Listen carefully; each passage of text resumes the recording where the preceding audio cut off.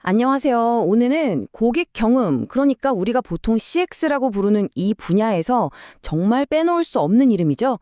바로 젠데스크에 대해 한번 제대로 파헤쳐 보려고 합니다. 이 젠데스크가 도대체 어떻게 고객 서비스의 판도를 바꾸고 있는지 지금부터 저랑 같이 한번 살펴보시죠. 혹시 여러분 회사 고객 서비스? 딱 이런 느낌 아닌가요?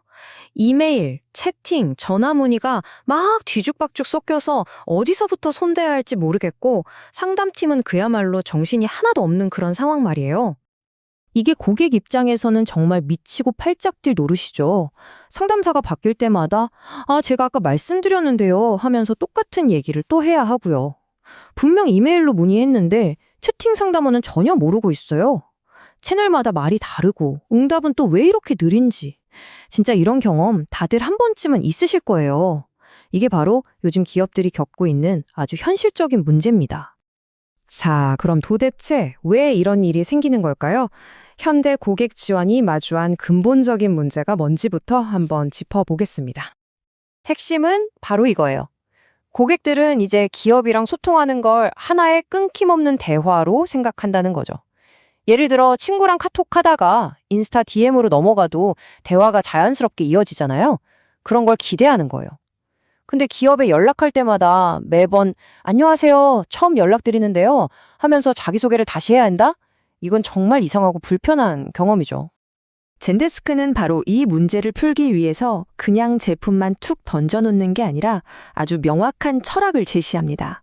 저는 이걸 포시 철학이라고 부르는데 고객과의 소통을 물 흐르듯이 자연스럽게 만드는 4가지 핵심 원칙이라고 보시면 됩니다. 첫 번째 C는 바로 대화입니다. Conversation. 고객이 어떤 채널로 연락하던 그게 뭐든 간에 아주 쉽고 편안하게 도움을 받을 수 있어야 한다는 거예요. 각각의 문의를 그냥 딱딱 끊어지는 사건으로 보는 게 아니라 계속 이어지는 하나의 대화의 일부로 봐야 한다는 거죠. 두 번째 C는 전후 상황, 바로 컨텍스트입니다.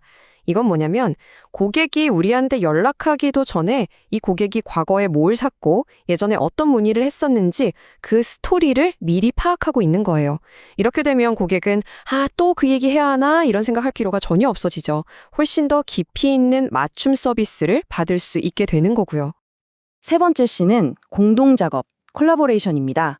이거 진짜 흥미로운 데이터인데요. 고객 10명 중 7명 이상은요, 자기 문제를 해결하기 위해서 회사 내부 팀들이 알아서 좀 협력해 주길 바란대요. 고객을 막 이 부서 저 부서로 뺑뺑이 돌리는 게 아니라 상담사 선에서 다른 팀이랑 착착 소통해서 문제를 해결해야 한다는 겁니다. 그리고 마지막 네 번째 C, 바로 사용자 지정, 커스터미제이션입니다. 생각해보면 비즈니스라는 게 다 다르잖아요? 고객도 다르고 산업 분야도 다르고 또 상담자들 전문 분야도 다 다르고요. 그러니까 이런 각각의 특성에 딱 맞게 지원 환경이나 업무 방식을 유연하게 바꿀 수 있어야 한다는 겁니다. 이게 진짜 효과적인 지원의 핵심이에요. 좋습니다. 그럼 이제 이 멋진 철학이 현실에서는 어떻게 구현되는지 한번 봐야겠죠?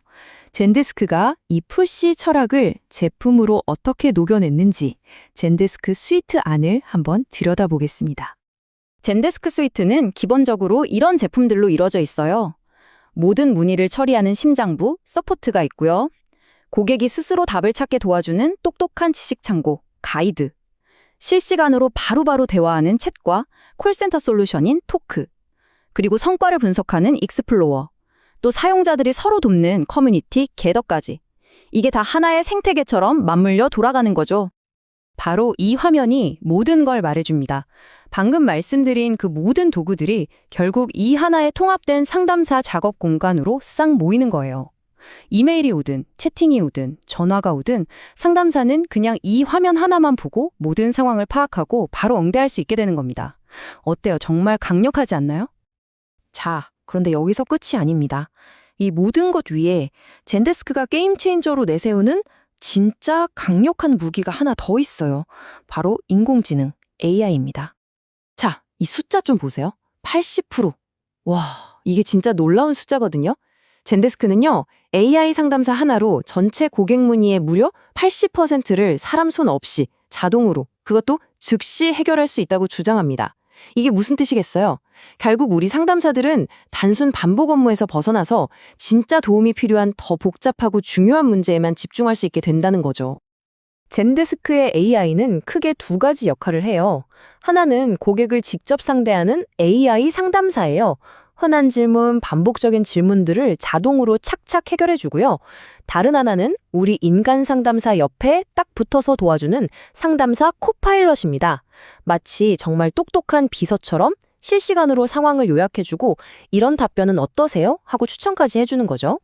실제 현장에 있는 고객 경험 관리자는 이렇게 말합니다. 젠데스크 AI는 우리가 고객과 대화하는 방식을 완전히 바꿔놨어요. 이모티콘 섞어 쓰는 걸 좋아하는 고객부터 좀 격식 있는 대화를 원하는 고객까지 이제는 각 고객의 말투나 톤에 딱 맞춰서 응대할 수 있게 됐죠. 보세요. AI가 단순히 효율만 높이는 게 아니라 소통의 질 자체를 한 단계 끌어올려준다는 걸 보여주는 아주 좋은 예시입니다. 자, 그럼 이제 슬슬 마무리를 해볼까요? 젠데스크의 장점은 알겠는데 그럼 고려해야 할 단점은 없을까요? 당연히 있죠. 한번 균형 잡힌 시각으로 젠데스크를 평가해 보겠습니다. 장점부터 볼게요. 일단 규모가 큰 기업에 아주 복잡하고 많은 양의 문의도 거뜬히 감당할 수 있을 만큼 확장성이 뛰어나고요.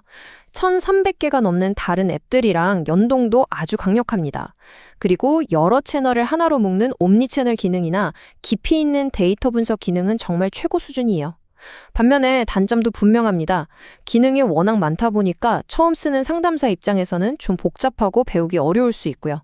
비용도 솔직히 좀 비싸다는 의견이 꽤 있습니다. 그리고 일부 사용자들은 리포트 기능에서 특정 티켓만 딱 골라서 보기가 좀 까다롭다고 하네요. 하지만 그럼에도 불구하고 지금 보시는 이런 고급 분석 대시보드는 정말 매력적이죠. 그냥 감으로 일하는 게 아니라 정확한 데이터를 보고 아, 우리가 이 부분을 개선해야겠구나 하고 전략적인 결정을 내릴 수 있게 해주니까요. 이 점은 여전히 젠데스크의 아주 강력한 장점입니다. 오늘 설명을 마무리하면서 여러분께 이 질문을 꼭 드리고 싶습니다. 여러분 회사의 목표가 그냥 밀려드는 문의 티켓을 처리하는 건가요? 아니면 고객 한 명 한 명을 위해서 아주 매끄럽고 통합된 경험을 설계하는 것인가요? 이 질문에 대한 여러분의 답이 바로 젠데스크가 우리 회사에 맞는 솔루션인지 아닌지를 결정하는 가장 중요한 기준이 될 겁니다.